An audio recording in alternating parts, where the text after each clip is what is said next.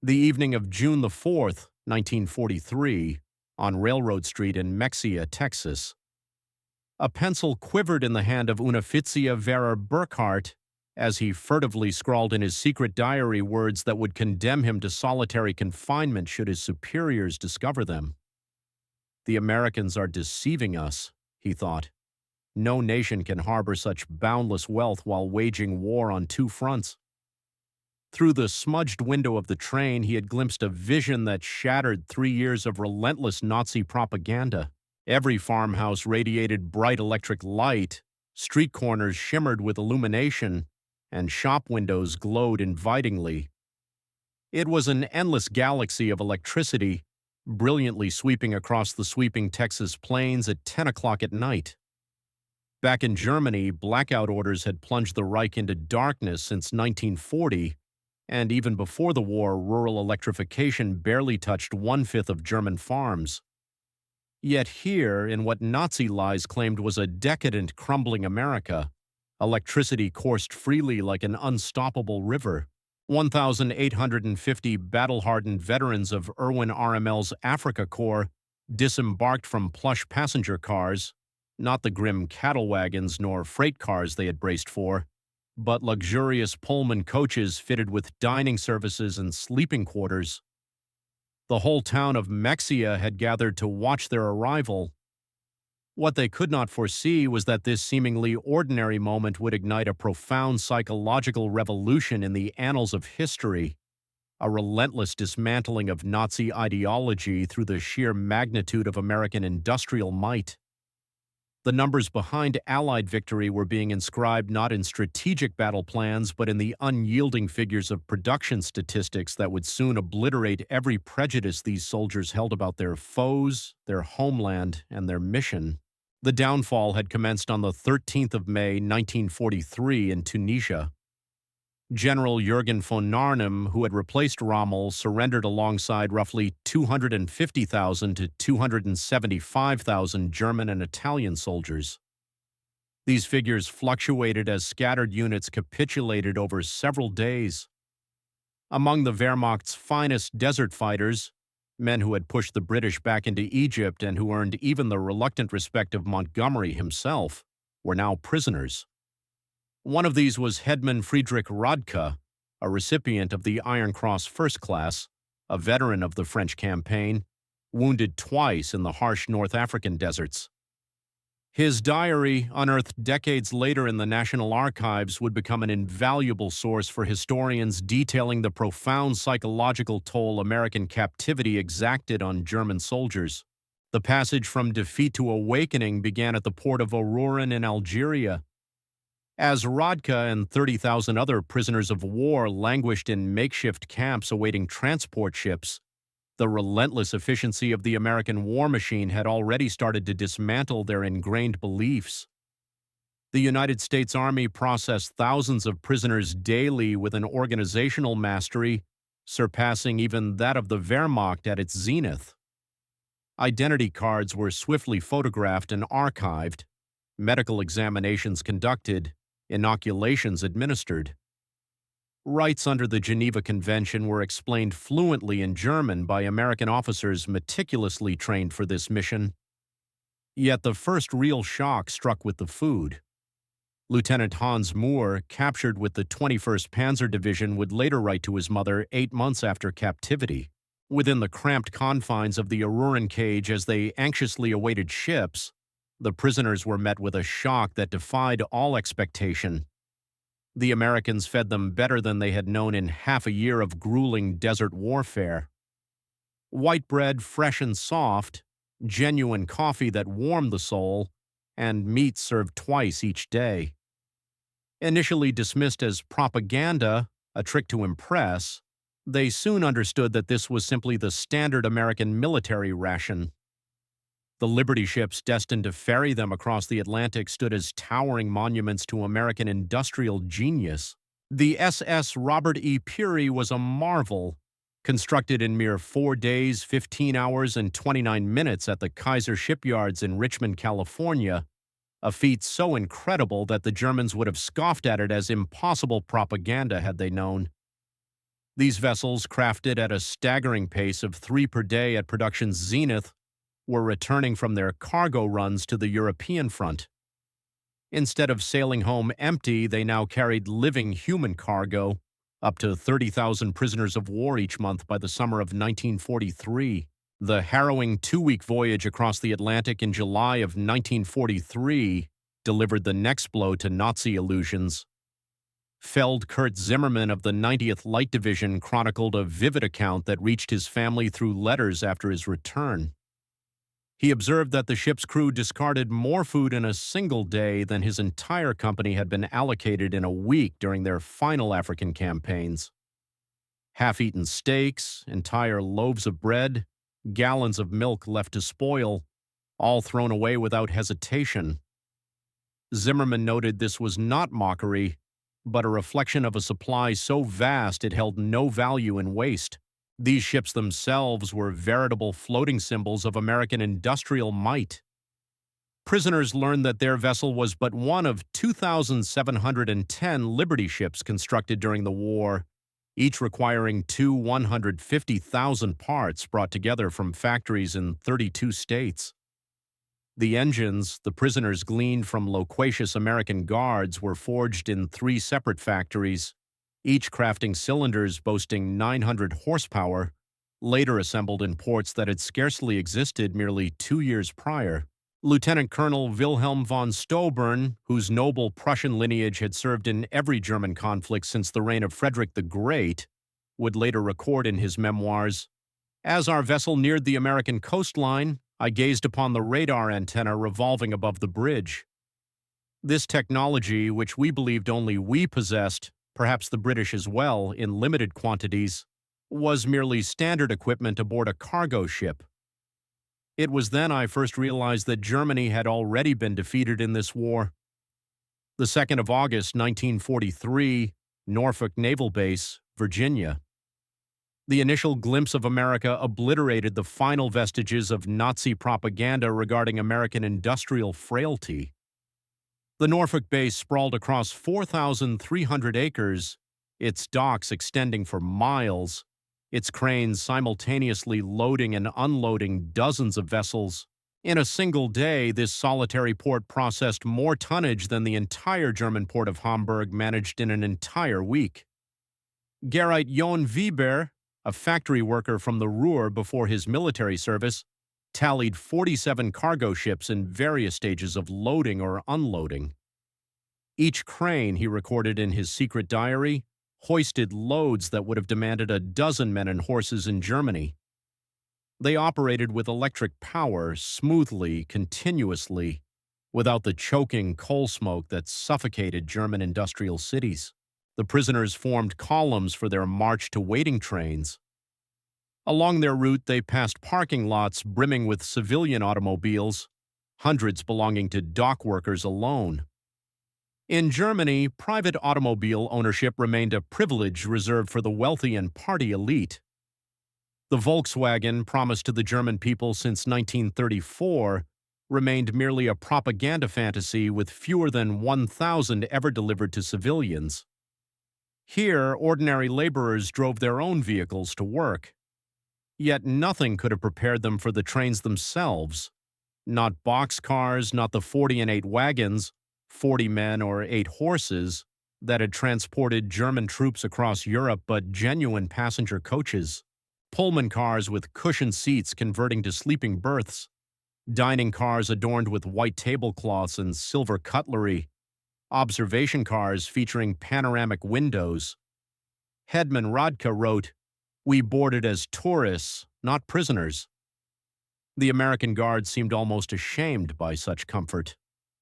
One sergeant apologized that the air conditioning wasn't functioning properly in their car. Air conditioning. In August, they had believed such luxury existed solely aboard Hitler's personal train. The 3-day rail journey from Norfolk to the camps of Texas and Oklahoma would prove more devastating to Nazi ideology than any military defeat. As the trains rolled through Virginia, the prisoners pressed their faces against windows, witnessing an America that defied everything they had been taught. Every small town blazed with electric light. Martinsville, Danville, Greensboro, communities that in Germany would have been fortunate to possess a single electric street lamp, displayed illuminated shop windows, electric signs, houses with lights burning in multiple rooms. The trains passed factories operating night shifts, their windows glowing, parking lots filled even at midnight. Oberg-Reiter Mayer, whose father served as a Nazi party bloc leader in Hamburg, wrote in a letter discovered in 1987. They passed through dozens of cities that first night. Each possessed more electricity than all of Hamburg combined. The guards insisted this was normal, that every American town had enjoyed electricity since the 1920s. He called them liars. They merely shrugged and said they would see for themselves.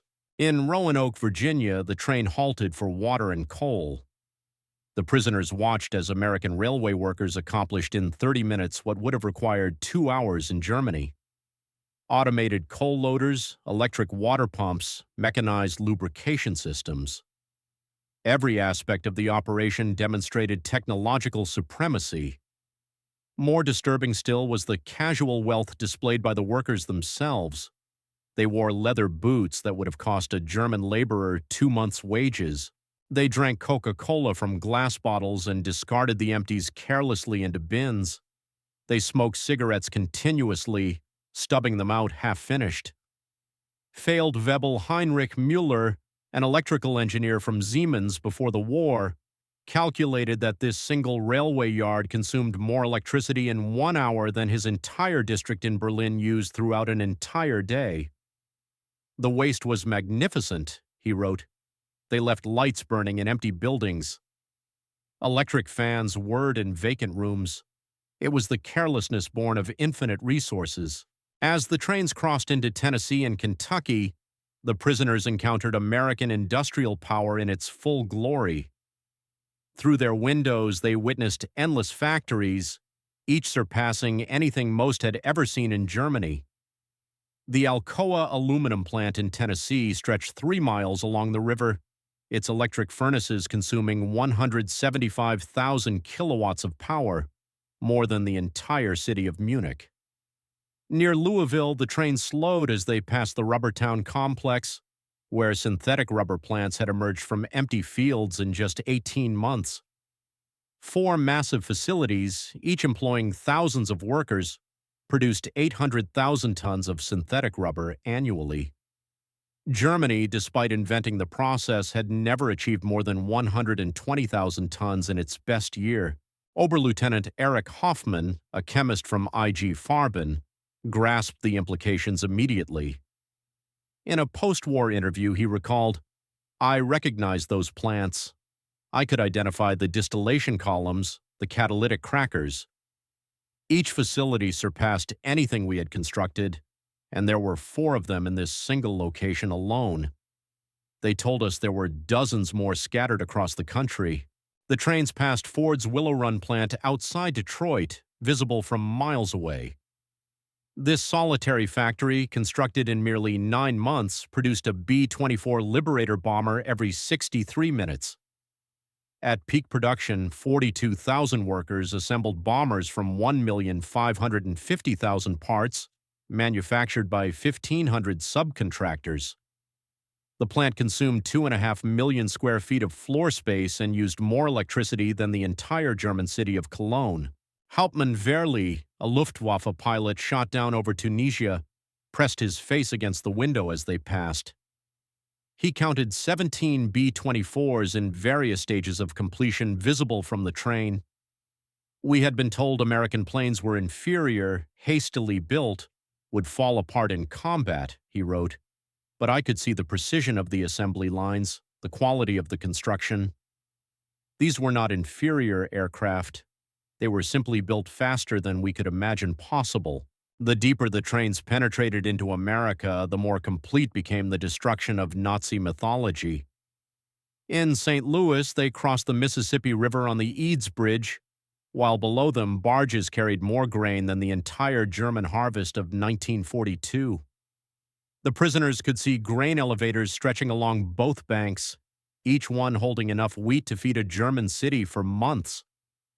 Unteroffizier Karl Schmidt, a farmer's son from Bavaria, wrote in his diary, "The Americans transport food as we transport ammunition in endless quantities without concern for loss. I watched them loading a single barge with enough wheat to feed my entire village for 5 years. The crane operator was eating a sandwich with meat thicker than our weekly ration. In Kansas City, the train stopped at a massive stockyard where tens of thousands of cattle awaited slaughter. The smell of meatpacking plants filled the air for miles. German prisoners who had subsisted on 200 grams of meat per week in Africa, when lucky, watched American workers eating beef sandwiches during their lunch break. They ate meat like we ate bread," wrote Gefreiter Paul Fischer. No, that's wrong. They ate meat like we wished we could eat bread. The guard bought us hamburgers from a stand near the station. Meat, cheese, vegetables on white bread for 15 cents. He bought 20 of them without thinking, paid with a single-dollar bill. This was not special. This was their normal food. The arrival at the camps themselves provided the next level of cognitive demolition.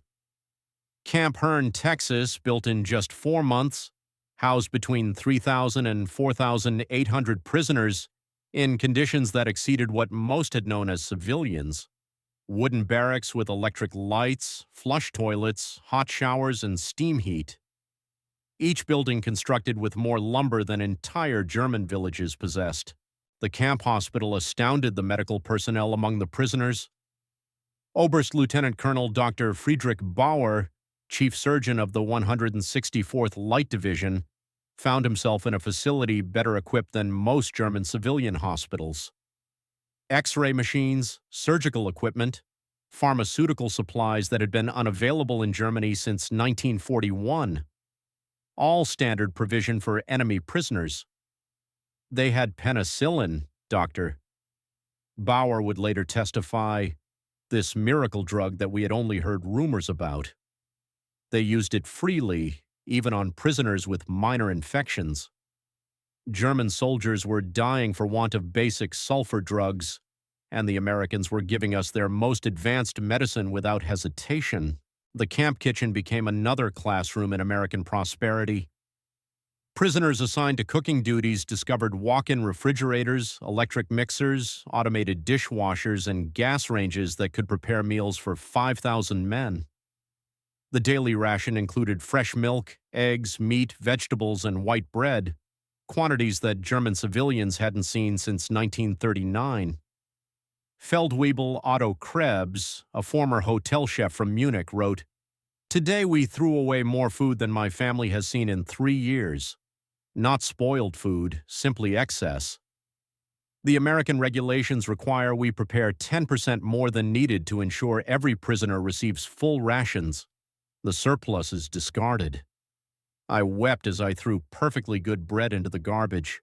By September of 1943, the labor shortage in American agriculture led to the employment of prisoners of war in fields and factories across the country. This decision, driven by necessity, would prove more destructive to Nazi ideology than any propaganda program could have achieved. Groups of prisoners were trucked daily to work sites, traveling through the American heartland without blindfolds or restricted routes. They saw everything: the endless fields of corn and wheat, the factories running 3 shifts, the shops full of goods, the parking lots full of cars, the houses with refrigerators and radios. At a cotton gin outside Houston, Unteroffizier Herbert Lang watched a single machine process more cotton in 1 hour than his entire village could have handled in a month using traditional methods. The gin was powered by electricity from the Colorado River Authority, part of a rural electrification program that had brought power to 90% of Texas farms by 1943. The farmer who owned the gin was nobody special, Lang recorded. Not aristocracy, not a party member, just a farmer. Yet he had electricity, running water, a truck, a car, and a tractor.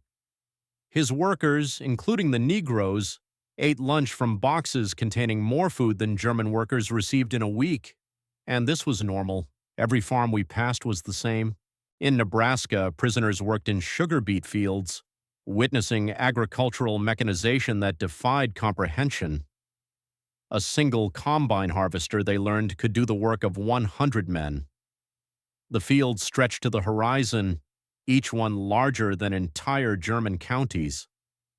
The farmers spoke casually of yields that would have been fantasy in Germany, 60 bushels of wheat per acre compared to Germany's 30 on the best land. Gefreiter Wilhelm Hoffmann, working on a farm outside Scottsbluff, wrote, "The farmer's son, a boy of 16, drove a tractor worth more than everything my father had earned in his lifetime." When I mentioned this, the boy laughed and said it wasn't even a particularly good tractor. His father was waiting for a new model from John Deere that would be even better. The most devastating revelations came to those prisoners who worked near or in American factories. While Geneva Convention rules prohibited direct war production work, prisoners of war could work in industries that freed American workers for military production. This technicality allowed thousands of German prisoners to witness American industrial capacity firsthand. At a Campbell's soup factory in New Jersey, prisoners watched production lines that processed more tomatoes in a single day than most German factories handled in a month. The facility operated with a skeleton crew of women and elderly men, as most young workers were in the military. Yet production exceeded peacetime levels. Stabsfeldwebel Ernst Wagner, who had worked in a German food processing plant before the war, documented the experience. Everything was automated: electric conveyor belts, automatic filling machines, steam cookers that processed hundreds of cans simultaneously. One elderly woman monitored controls that managed what would have required 50 workers in Germany. She did this while listening to a radio and drinking coffee. Near Detroit, prisoners unloading coal at a power plant gained glimpses of the automotive industry's conversion to war production. The River Rouge complex, visible across the water, employed 100,000 workers producing jeeps, aircraft engines, and tanks. The plant consumed 1.5 million kilowatts of electricity daily, more than the entire city of Hamburg. "We could see the parking lots," wrote Obergefreiter Franz Kellner. "Thousands of cars belonging to workers in Germany. Even our officers rarely owned cars. Here, factory workers drove to work. The guard told us many workers owned 2 cars, one for work, one for family use. We thought he was mocking us."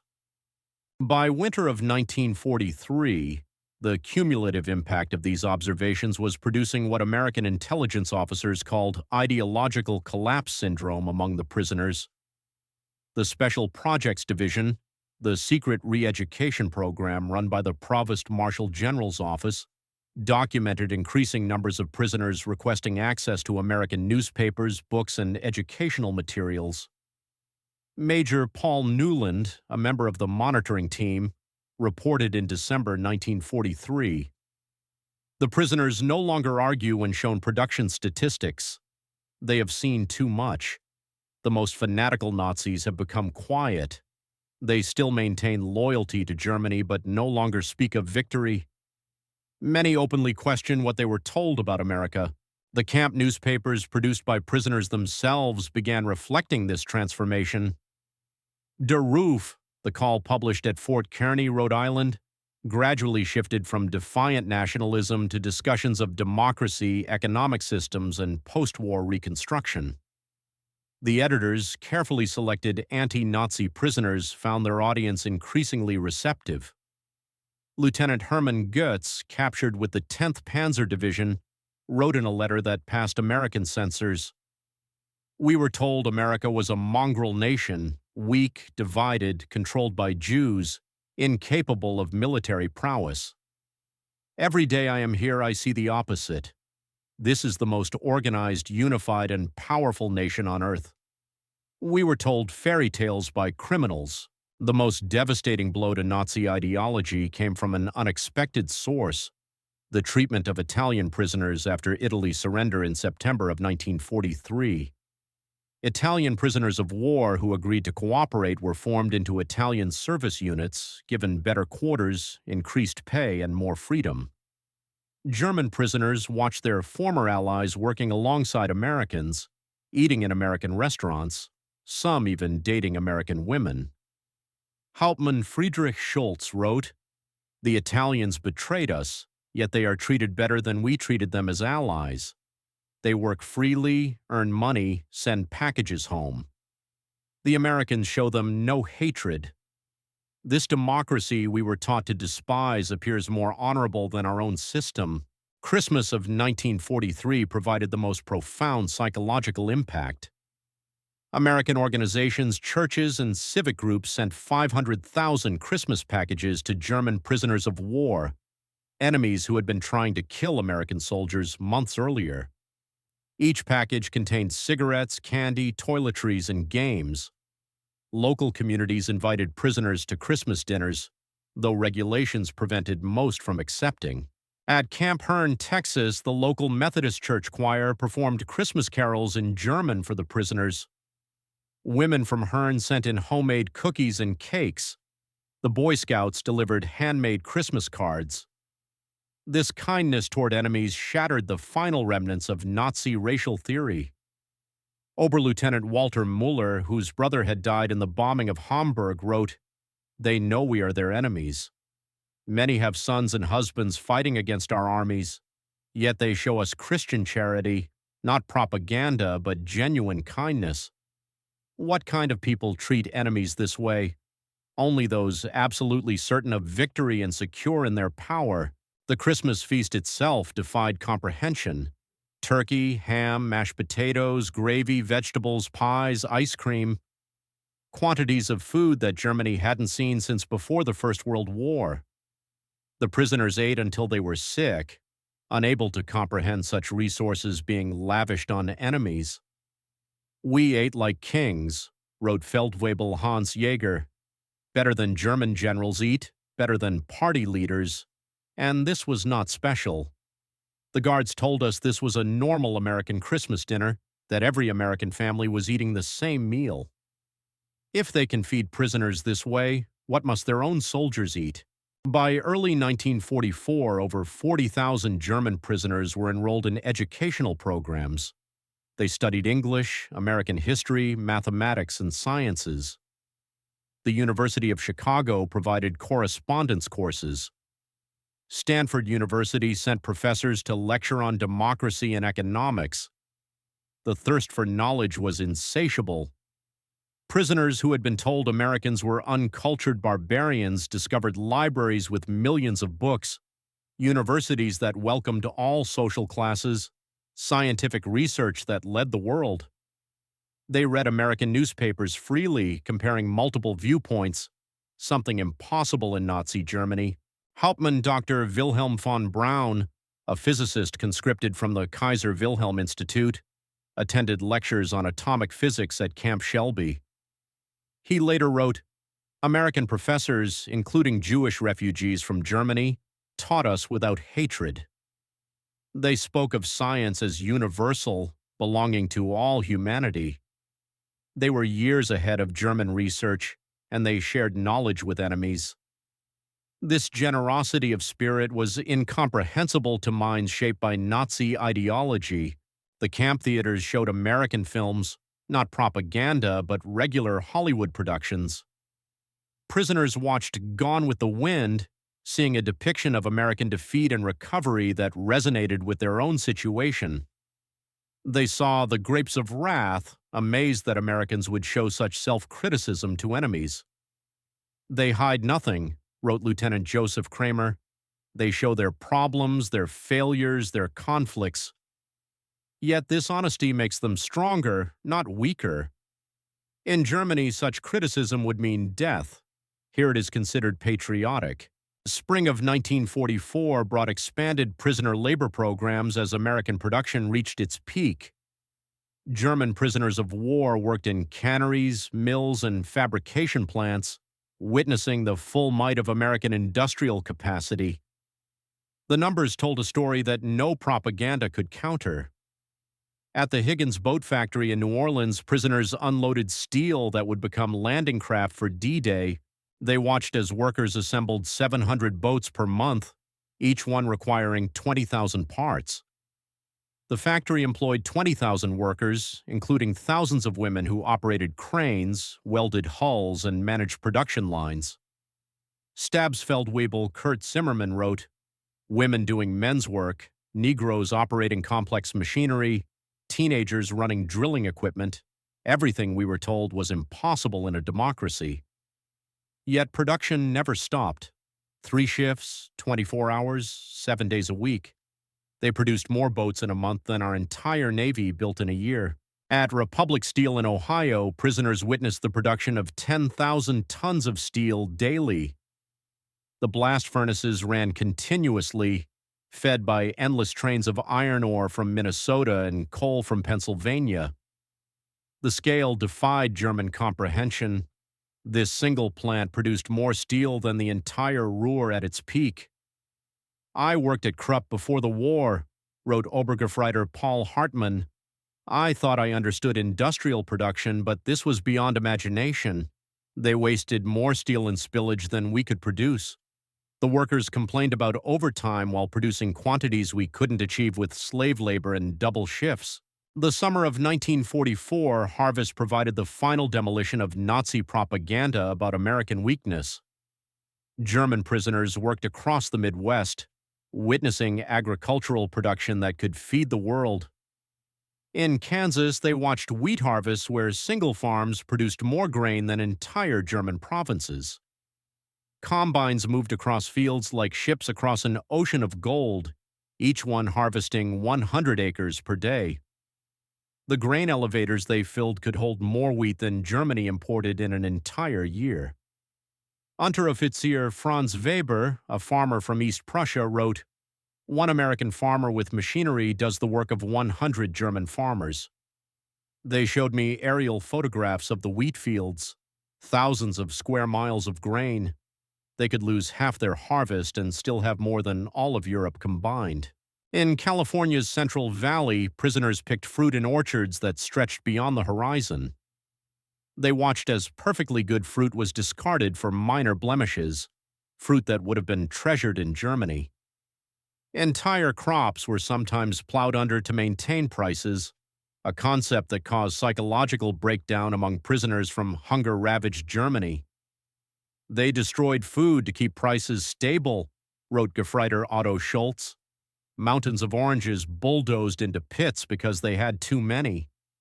We begged to be allowed to send them to Germany to our families. The guards were sympathetic but explained it was impossible. The waste was strategic proof of unlimited resources." June the 6th, 1944. When news of the Normandy invasion reached the camps, German prisoners experienced their final ideological collapse. The scale of the operation, 6,000 ships, 11,000 aircraft, 150,000 men in the first wave, demonstrated American organizational capacity beyond Nazi Germany's wildest dreams. Prisoners at Camp Shelby watched newsreels of the invasion within days. They saw the endless streams of ships, the artificial harbors, the supply system that delivered 15,000 tons daily across open beaches. They watched their homeland being crushed by the very nation they had been told was too weak to fight. Oberst Friedrich von Stauffenberg wrote, "We knew then that everything was lost, not just the war, but the entire Nazi project. We had challenged the world's greatest industrial power with fairy tales and racial mythology. We sent horses against their trucks, rifles against their automatic weapons, courage against their unlimited resources." Throughout their captivity, German prisoners experienced something that challenged Nazi ideology more than any material wealth: American humanity. Despite propaganda depicting Americans as weak and sentimental, prisoners of war discovered a people secure enough in their strength to show mercy. When Gefreiter Hans Miller's son died in the Hamburg bombing, the American camp commander personally delivered the Red Cross message and offered condolences. When Lieutenant Paul Fisher's wife wrote that she was struggling to feed their children, American church groups sent food packages to her in Germany, enemy civilians in a nation America was actively bombing. They separated the German people from the Nazi regime, wrote Hauptmann Otto Kellner. They said they were fighting Hitler, not Germans. This distinction, which seemed like propaganda, proved genuine. They prepared us to rebuild Germany after the war, not to destroy it. The medical treatment particularly affected prisoners. German doctors worked alongside American medical staff, learning new techniques, using advanced equipment. Prisoners received operations that would have been available only to the elite in Germany. Mental health treatment, virtually unknown in the Wehrmacht, was provided to traumatized soldiers. Dr. Friedrich Bauer wrote, "They treated attempted suicides with counseling, not punishment. Prisoners with mental breakdowns received therapy, not beatings. This humanity toward enemies revealed a strength we never understood, the confidence of true power." By March of 1945, the secret re-education program had produced remarkable results. Over 25,000 prisoners had volunteered for democracy courses. The camp newspapers published articles about constitutional government, free markets, and civil rights. Discussion groups debated Germany's future after the war. The program's success exceeded all expectations. Prisoners who had arrived as fanatical Nazis were writing essays about democratic reconstruction. Officers who had sworn oaths to Hitler were planning how to implement American agricultural methods in post-war Germany. "We became missionaries for democracy," admitted Oberst Hermann Göring, no relation to the Reich Marshal, in a 1975 interview. "Not through coercion or propaganda, but through observation. We saw it work. We saw ordinary people living better than German aristocracy. We wanted that for Germany." The transformation was so complete that American authorities worried about prisoners being too enthusiastic about American ways. Some requested to stay in America after the war. Others married American women they met through prison correspondence programs. Thousands would eventually immigrate to America in the 1950s. April of 1945 brought the final revelation. As American forces liberated concentration camps in Germany, the footage was shown to German prisoners of war. Many refused to believe it initially, claiming it was propaganda, but the evidence was overwhelming. Testimony from American soldiers, photographs, newsreels, and eventually letters from Germany confirming the horror. The psychological impact was devastating. Men who had maintained some pride in German honor despite military defeat now faced the complete moral collapse of their nation. Everything they had fought for was not just defeated, but evil. Hauptmann Walter Schmidt wrote the most eloquent summary. "We thought we were warriors for a great cause. We discovered we were tools of criminals. We believed we were bringing civilization to inferior peoples. We found that we were the barbarians. The Americans we called weak and decadent showed us what civilization actually meant." As the war ended in May of 1945, German prisoners of war faced repatriation with mixed emotions. They had witnessed an America that contradicted everything they had believed. They had eaten better as prisoners than as soldiers. They had been treated with more dignity by enemies than by their own government. The last months of captivity were spent preparing for return to a destroyed Germany. American authorities provided vocational training, agricultural education, and political instruction. Prisoners learned about the Marshall Plan before it was announced, understanding that America would rebuild rather than punish Germany. "They prepared us to rebuild our country," wrote Oberst Friedrich von Manstein. "They gave us skills, knowledge, hope. They transformed defeated soldiers into future citizens." This generosity from victors was incomprehensible to minds shaped by Nazi vindictiveness. Between 1945 and 1946, 371,683 German prisoners of war were repatriated from American camps. They returned to a Germany divided, destroyed, and destitute. But they brought with them something precious: knowledge of how a democratic industrial society functioned. The German prisoners of war who experienced American prosperity became unwitting agents of transformation in post-war Germany. They had seen industrial efficiency, agricultural productivity, and democratic prosperity. They knew Reconstruction was possible because they had witnessed a society that had achieved it. Many former prisoners of war rose to prominence in West Germany's Reconstruction. Hans Kroll, prisoner at Camp Shelby, became West German ambassador to the United States. Walter Hallstein, who taught classes at Camp Como, became president of the European Commission. Rüdiger von Weckmar, held at Camp Herne, served as German permanent representative to the United Nations. Edward Ackerman, prisoner at Fort Robinson, became a leader in German agricultural reform. They brought American methods to German industry, American efficiency to German agriculture, and American democratic ideals to German politics. The economic miracle that transformed West Germany in the 1950s was built partly on knowledge gained in American prison camps. We learned that prosperity came from freedom, not conquest, Hans Kroll wrote in his memoirs. We saw that democracy created wealth, that diversity brought strength, that treating workers well increased production. These lessons learned as prisoners shaped the new Germany. Historians have called the German prisoner of war experience in America one of the most successful re-education programs in history.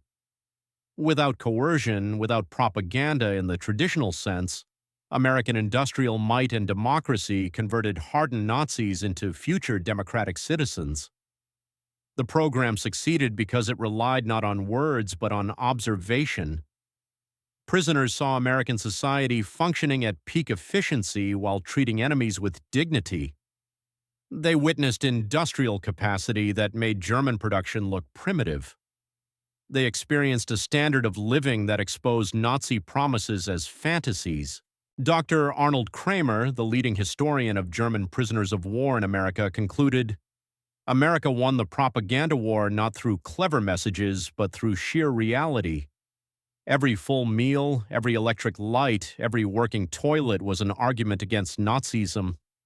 The prisoners of war were converted by prosperity. The statistics support this assessment. Of the 371,683 German prisoners of war held in America, fewer than 1% attempted escape, with only 2,222 total attempts recorded. Post-war surveys showed that 95% rated their treatment as good or excellent. Most remarkably, thousands maintained correspondence with American families for decades after the war. In 1985, on the 40th anniversary of the war's end, surviving German prisoners of war held a reunion in Austin, Texas. Over 500 former prisoners returned to America, many bringing their families to show them where their transformation had begun. Former Obergefreiter Hans Weber, who had been held at Fort Robinson, Nebraska, and later returned to become a physician in Georgetown, Maine, spoke at the reunion. Life in the camps was a vast improvement for many of us who had grown up in cold water flats in Germany. We discovered running water, central heating, and abundant food. But more than that, we discovered dignity. Former Stabsfeldwebel Kurt Meyer, who had worked on farms in Iowa, added, "The farmers treated us not as enemies, but as young men far from home. They shared their meals, their knowledge, sometimes their homes. This humanity from people whose sons were fighting against us, this changed us forever." At the 1985 reunion dinner, former Oberst Hermann Goetz, then 78 years old, delivered the keynote address that captured the essence of the transformation. We came to America as enemies, as Nazis, as believers in a lie. We left as friends, as Democrats, as men who had seen the truth. America showed us that strength comes not from conquest but from production, not from hatred but from diversity, not from tyranny but from freedom. We witnessed the arsenal of democracy at full production.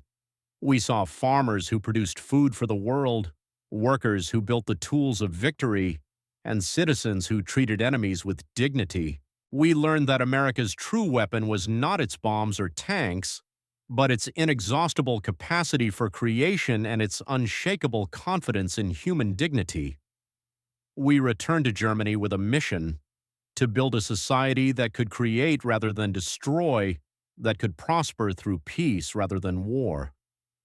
The Germany that rose from the ashes was built on lessons learned in American prison camps. We who came as conquerors left as students. Thank you, America, from your former enemies, now your friends. Thank you for showing us the way. The auditorium erupted in standing ovation. Americans and Germans together, former enemies united in recognition of a transformation that had seemed impossible when those first trains rolled into Texas in June of 1943. The magnitude of the German prisoner of war experience in America can be measured in stark statistics that reveal both the scale of the operation and its remarkable success. Over 500 camps across 45 states, every state except Nevada, North Dakota, and Vermont. 175 main camps with 325 branch camps. Camps built to house from 250 to 12,000 prisoners each. Construction completed in an average of 90 days per camp. 371,683 German prisoners of war as part of 425,171 total Axis prisoners of war. Peak population in May of 1945. Average of 20,000 new arrivals monthly in 1943, 30,000 monthly after D-Day, 60,000 monthly in final months of war. 14 million man-days of agricultural labor, 100 million board feet of lumber processed, $230 million in labor value in 1940s. $0.80 daily wage per prisoner. Prisoners filled critical labor shortages in 46 states. Only 2,222 escape attempts from over 371,000 prisoners, 0.6%. 0 successful permanent escapes. Most escapees recaptured within 24 hours. No American civilians harmed by escaped prisoners of war. 40,000 plus enrolled in educational courses, 135 camp newspapers published, 30,000 taking English classes, 15,000 in vocational training, university correspondence courses for 8,000. Approximately 5,000 former prisoners of war immigrated to United States after war. 12,000 plus maintained correspondence with American families. Average correspondence duration 31 years. Many returned as tourists or business partners. 95% rated treatment as good or excellent. 74% believed captivity positively changed their worldview. 61% expressed interest in learning about democracy. Less than 10% maintained strong Nazi beliefs by 1945. The German prisoners of war who experienced American industrial might didn't just witness history, they were transformed by it. Their captivity became education, their defeat became enlightenment, and their imprisonment became liberation from the ideological chains of Nazism. In the end, America's greatest victory was not on the battlefield, but in the prison camps, where overwhelming evidence of democratic prosperity accomplished what armies could not: the complete transformation of enemy minds. The prisoners of war had arrived believing in German superiority and American weakness. They left knowing the truth. American industrial might was not just overwhelming, it was incomprehensible to minds shaped by scarcity and tyranny. The trains that had brought them into captivity in 1943 had carried warriors of the Third Reich. The ships that returned them to Germany in 1946 carried architects of democracy. They had seen the future, and it worked. Their story stands as testament to a profound truth. The most powerful weapon in America's arsenal was not military might, but the simple, overwhelming evidence of a free society's capacity to create abundance. The German prisoners of war were stunned by American industrial might, but ultimately they were converted by it. In their transformation lay the seeds of Europe's post-war redemption and the final defeat of the Nazi dream.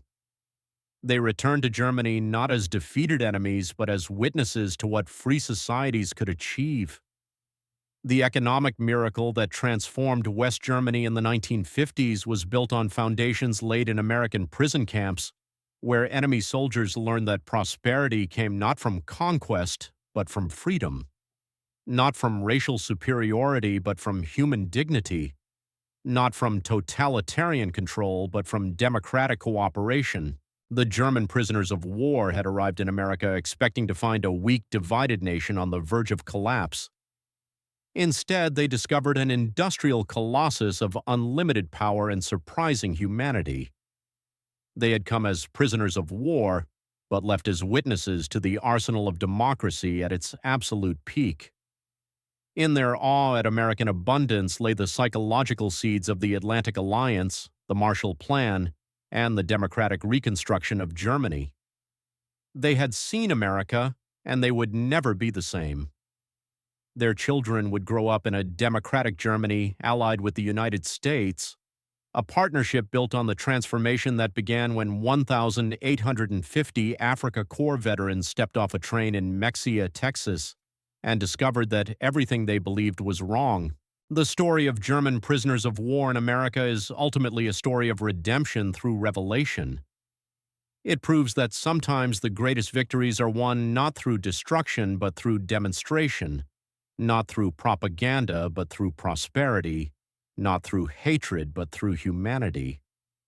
The German soldiers who witnessed American industrial might became the unwitting ambassadors of democracy, carrying back to their homeland the seeds of transformation that would bloom into one of history's most successful reconstructions. Their journey from Nazi warriors to democratic citizens remains one of the most remarkable transformations in modern history, accomplished not through force but through the overwhelming evidence of what free people could achieve when they worked together.